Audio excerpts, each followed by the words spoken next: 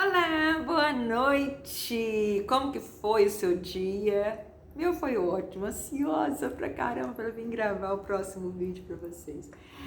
Vamos lá! Origem da opressão e subordinação da mulher. Quando que tudo isso começou? Então vamos lá. Quando e como que tudo aconteceu, né? Vamos lá! Várias foram as modificações que a estrutura familiar foi sofrendo, né? Tomando como base a família do século passado, né? E assim, essas transformações, essas mudanças é que fizeram as famílias chegarem à família como é hoje, certo? A família anterior, ela era estruturada sobre regime patriarcal, onde a mulher e os filhos deviam inteira subordinação ao pai.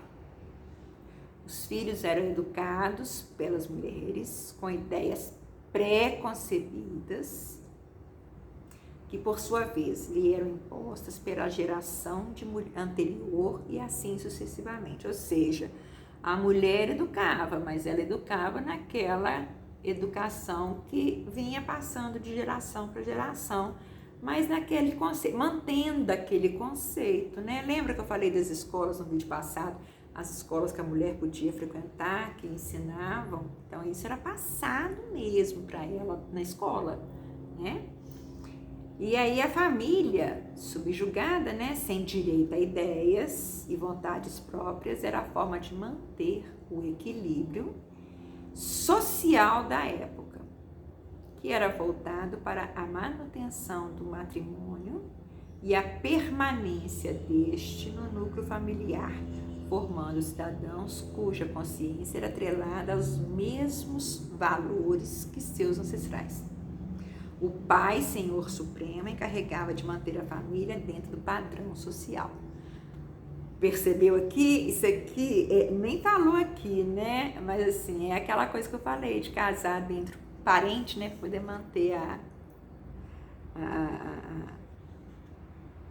o núcleo familiar, manter os conceitos, né, para não ter diversidade, né, de padrão. Percebe? Tinha que manter tudo, assim. E aí o pai, que era o senhor supremo, né, ele que era encarregado de decidir tudo, né, dentro da sociedade, como que ela ia funcionar, né? Olha aí. E aí ele competia, julgar o certo e errado, quer dizer, tinha um juiz dentro de casa, e determinava o futuro e o destino. Ah, aqui ó, falou. De seus filhos, sempre levando em conta as necessidades da família e nunca do indivíduo. Os casamentos arranjados, né? Então, assim, quando eu fiz isso aqui, que eu estava escrevendo isso, eu lembrei muito daquele filme O Vento Levou, né? Scarlett Johansson, ela era totalmente fora do tempo dela, né? Mas tinha os casamentos arranjados, né? Tinha aquela coisa de escolher com quem que ia casar, né? O cara nem conhecia a mulher, não importava que tinha. Aquele filme também, A Duquesa, também ela casa também com o cara e arranjado também. E tantos outros filmes que foram também no mesmo nível, né, no mesmo grau, na mesma situação, na mesma forma de isso. E eu estou lembrando aqui assim agora, nesse momento. Havia muita subordinação, né? E as coisas aconteciam conforme. Novelas, tinha aquela moreninha, né? Que era de época. Senhora, era outra novela boa também, que também, né, retratou muito essa situação dessa subordinação, né? As filhas era reservado o mesmo destino das mães, quando não lhes restava o celibato ou a vida religiosa, olha só. Então era o pai que escolhia, se ela não desse certo, ela ia ter vida religiosa, querendo ou não, né? Todos os passos familiares eram dados de forma minuciosamente pensada e elaborada, de forma a preservar e, se possível, aumentar o patrimônio da família, fosse esse material ou moral. Toda essa repressão, a personalidade própria do indivíduo, trouxe à tona paulatinamente o desejo de liberdade, o desejo de amar e ser amado, o desejo de realização, fosse pessoal ou profissional, desejos estes que sempre existiram, se não abertamente, ao menos no íntimo do indivíduo. Desejos que eram compartilhados tão somente via pensamento ou escritos secretos, pois outra forma não era permitida e sequer ousada pelos participantes. É o que eu falei, né? Os casamentos arranjados. Nesse aqui, quando eu fui fazer isso aqui, né, que começou a despertar esse desejo deles, né, pela liberdade, pela amar e ser amado, eu sou muito de filme, né?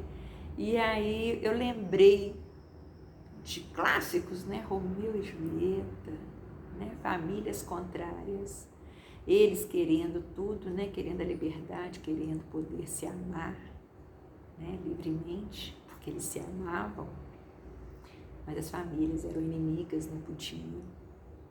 E aí tem outros valores, né? Que eles também levam em consideração aqui. Além da situação deles olharem para escolher, o pai olhar para escolher o marido para a mulher, ele olhava tanto em questão de bens materiais, para aumentar ainda mais o poderio econômico, né, da família, como ele olhava às vezes o poder que a pessoa tinha de status, né? E aí esse de status vai muito na questão, por exemplo, de títulos de nobreza, né? Era muito comum. Às vezes a família do cara era vamos supor, era duque, duquesa, uma coisa assim e tal, e o cara, de repente, era um comerciante, mas muito bem sucedido, que se deu muito bem, e ele estava bem financeiramente. Mas aí ele permitiu o casamento para poder adquirir o título. Às vezes o outro era ferrado, não tinha nada, mas ele tinha só o título, mas estava falido. Aí casava para quê? Olha só a troca de interesse. O falido, mas que tinha o título, por exemplo, casava com a mulher para quê? Para ter a riqueza, a herança dela. Então ele se recuperava financeiramente. E ela adquiria o quê? O título de nobreza. A família dela, que era às vezes comerciantes, né? Proletariado, entrava na realeza, através do casamento, né?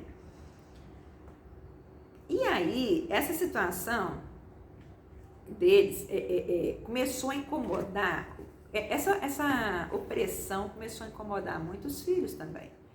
Porque, inclusive, os filhos homens, né, eles eram obrigados a seguir a carreira que o pai escolhia, que o pai desejava, mas isso nem sempre era o que ele queria fazer. Então, aí, isso começou a mexer muito, tanto com os filhos como com as mães, né? Porque aí, assim, as mulheres, as esposas, porque eles começaram a enxergar uma possibilidade, uma vida que poderia ser diferente se o marido, o pai, não tivesse esse poderio todo em cima dele, né? E aí eles começaram a questionar, né? A querer lutar por essa liberdade. E essa liberdade, no princípio, ela era uma liberdade moral, uma liberdade intelectual e social e física. Por que física, Raquel? Porque o homem, ele era muito superior à mulher, né? E ele batia na mulher. E a mulher não tinha direito a reivindicar, a fazer nada, né? Assim, ela acabava aceitando, né? Porque ela vivia às custas dele. Então, ela se submetia a continuar naquela vida que ela não tinha outra perspectiva. A sociedade não aceitava o divórcio, a sociedade não aceitava a separação, a sociedade não aceitava da mulher. Você lembra que eu falei dos artigos? Ela não podia ir para o litígio, ela não podia nada. O homem podia, ela não. Então, assim, ela tinha que aceitar e ficar calada, né? E aí ela começa a dar o contra e querer mudar esse quadro, né? Principalmente na parte moral, né? Moral, a intelectual dela poder ter estudos nos mesmos lugares que os homens, no nível mais elevado, tal qual os homens tinham, né? Ela começou a querer também ter uma melhor posição dentro da sociedade e ter direitos também em relação até à violência, quando o homem praticasse violência com ela, pô. Quem que quer ficar apanhando? Calado? Ninguém, né?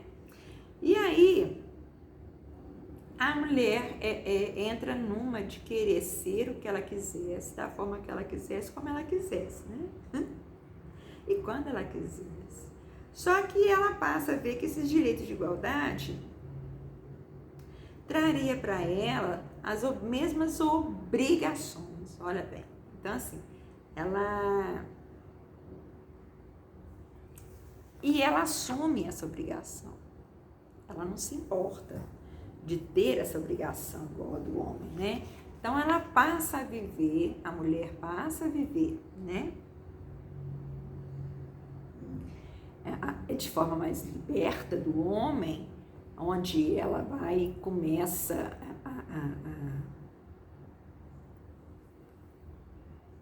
a se impor um pouco, né? Mas aí ela, junto com essa liberdade que ela vai adquirindo, né? Essa emancipação dela frente ao poderio do homem, do pai, ela tem que trabalhar, ela tem aí ela vem com as obrigações, que antes eram obrigações somente do homem, do filho homem, né?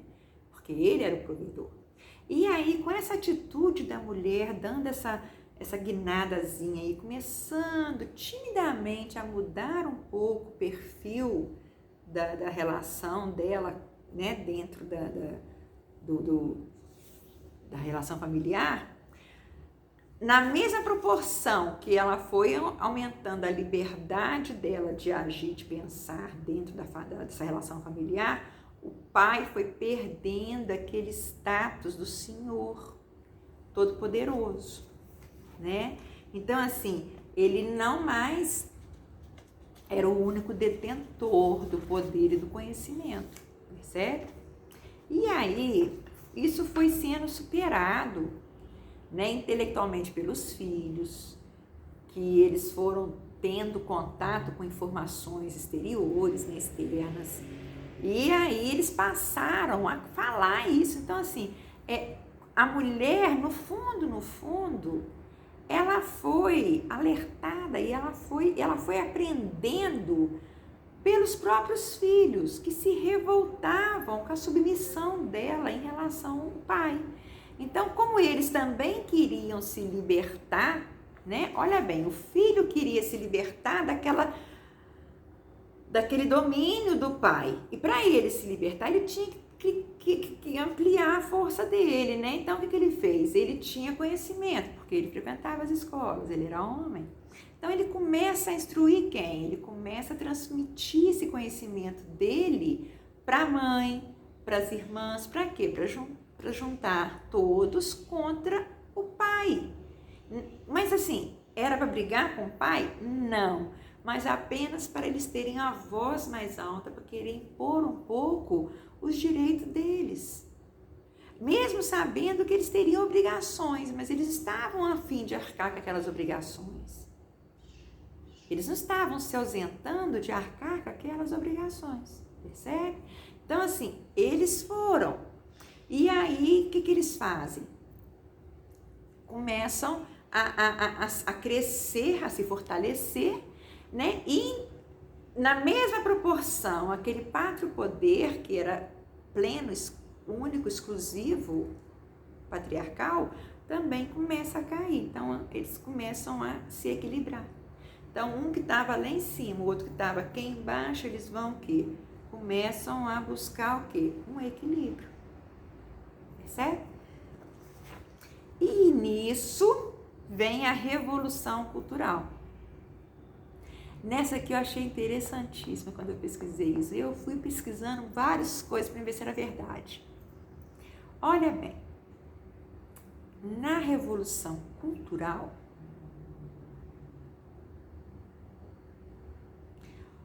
onde o pai deixou de escrever o futuro dos filhos, a estrutura familiar, modificou definitivamente. A causa da situação de inferioridade vivida por muitos anos pela mulher é bastante discutida.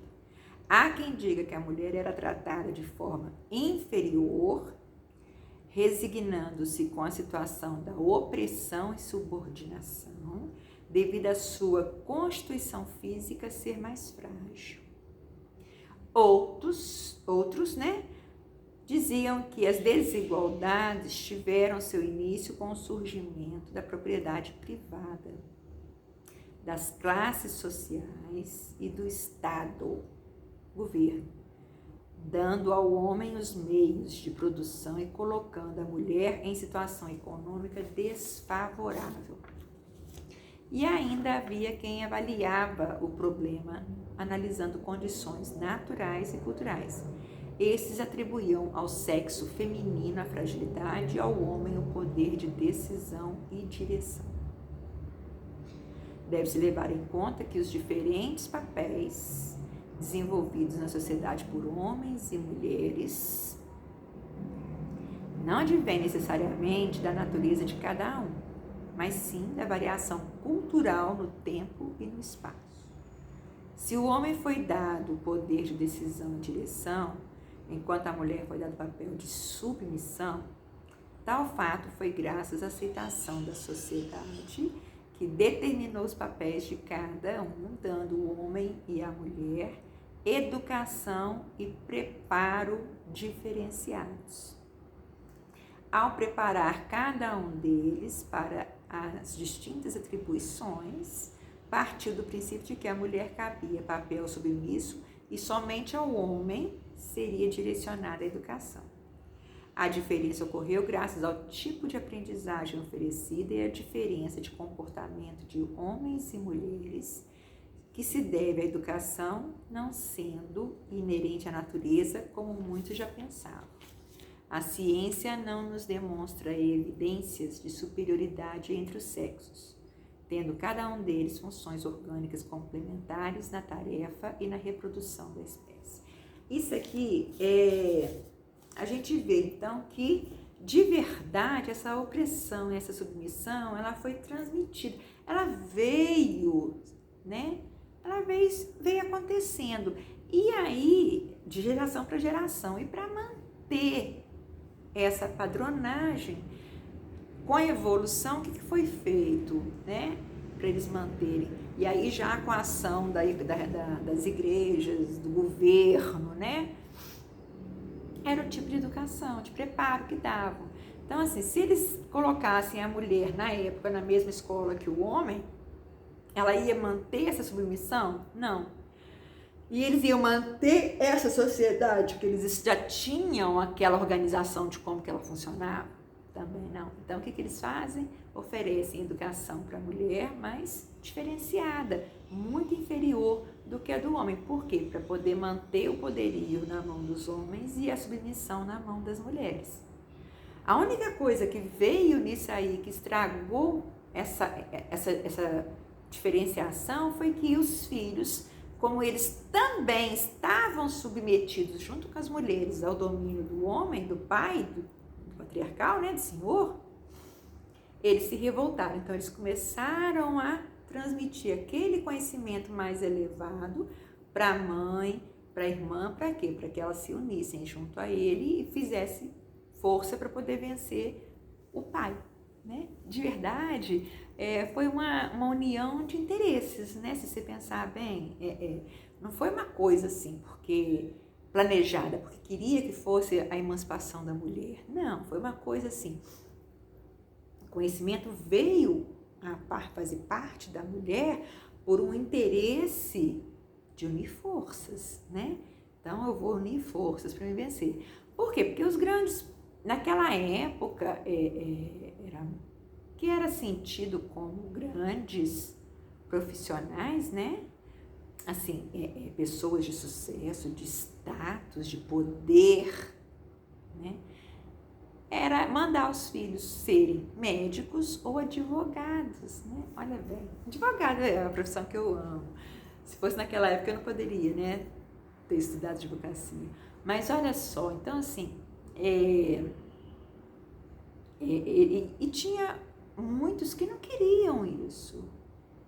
Como hoje, né? Hoje tem gente, homens e mulheres em todos os tipos de profissão.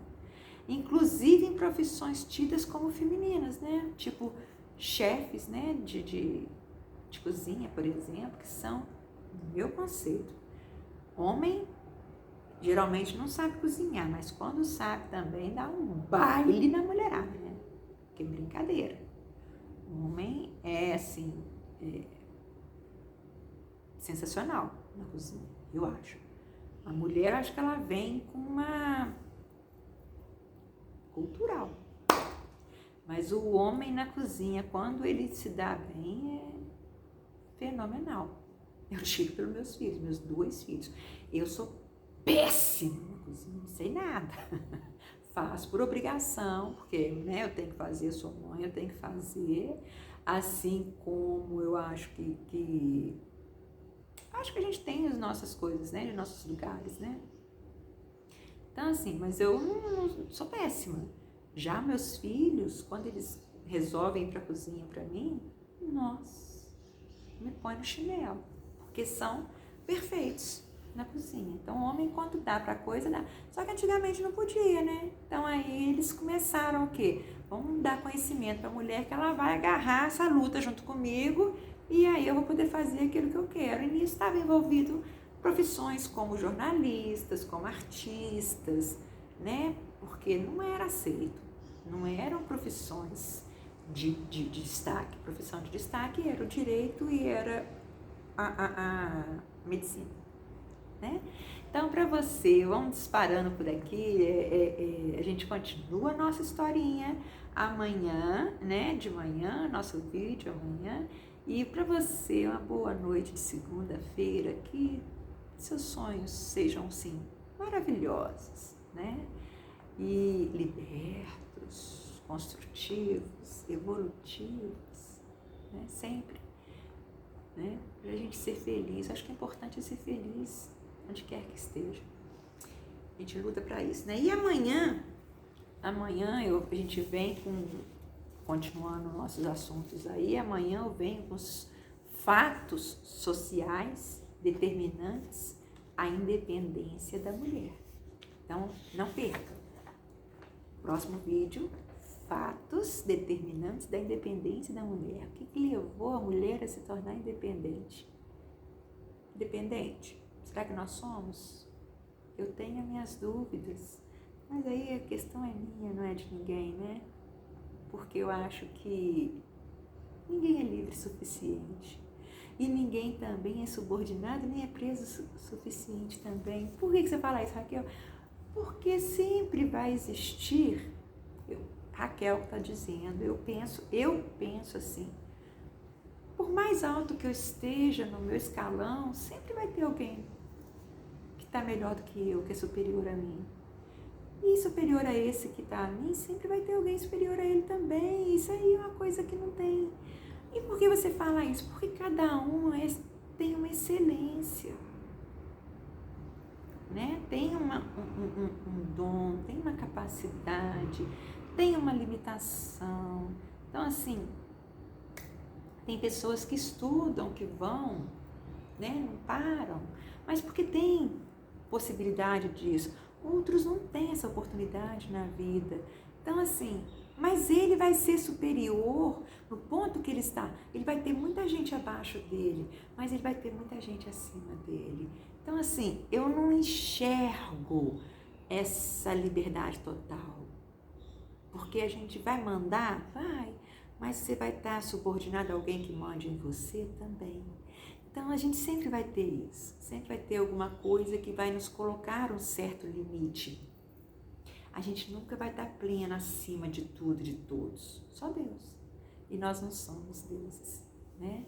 Então, assim, a gente tem que ser humilde e reconhecer os nossos limites. Eu, particularmente,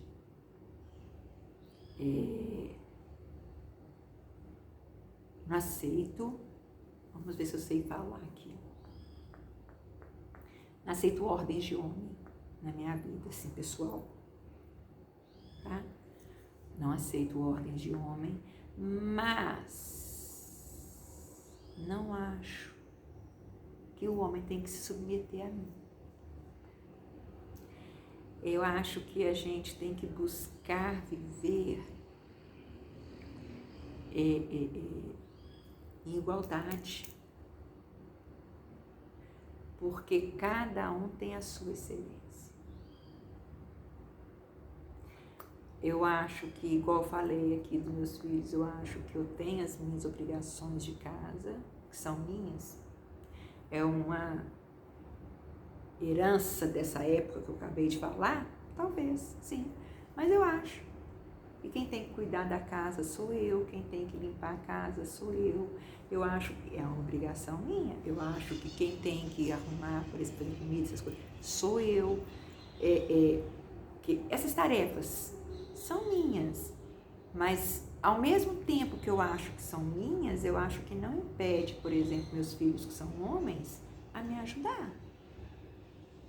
Meu marido me ajudar com essas tarefas domésticas, eu acho que não tem nada a ver. Acho que isso aí é que engrandece e fortalece a relação da família. É esse ajudar, tá vendo? Então, assim, como eu acho que, por exemplo, eu já falei em vídeos passados, eu tenho meu marido de aluguel, porque eu não tenho marido. Então, por exemplo, trocar uma lâmpada, trocar um chuveiro, uma resistência, um gás, eu troco, mas eu acho que é função mais masculina. Pneu, eu tendo um homem para trocar para mim, eu quero. Suja a mão, quebra a unha. Sei trocar? Sei, mas quebra a unha, suja a mão toda de graxa, suja a roupa. Às vezes eu tô de saia, fica, né? Não fica legal agachar para trocar o pneu.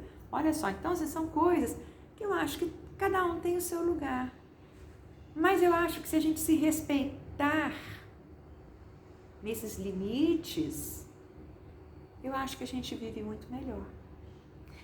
Talvez aí me achem, me julguem meiga, né? Mas eu não sou meiga, não. Mas talvez aí me julguem meiga. Eu queria ser, muito assim, eu queria ser aquela meiguinha, assim. Mas eu não sou, não. Eu sou justa, eu acho que a gente tem que... Mesmo eu sendo justa, eu acho que eu tenho muito a aprender. E eu tô adorando esses estudos porque, assim... A gente está acostumado a mexer com Código Civil, Código Penal, com CLT, mas é o que está hoje, né? A gente nem pensa, eu realmente não estudei na faculdade, mas a gente não dá aquela coisa por essa evolução histórica, né? A gente não dá essa importância, porque isso não vem ao caso na prática, no dia a dia, né? Mas assim, eu estou amando essa nova aprendizagem que eu estou tendo, que vocês estão me oportunizando. Espero que vocês também. E a gente se encontra amanhã cedo no próximo vídeo, falando de fatores determinantes da independência da mulher. Até lá! Uma boa noite para vocês. Tchau!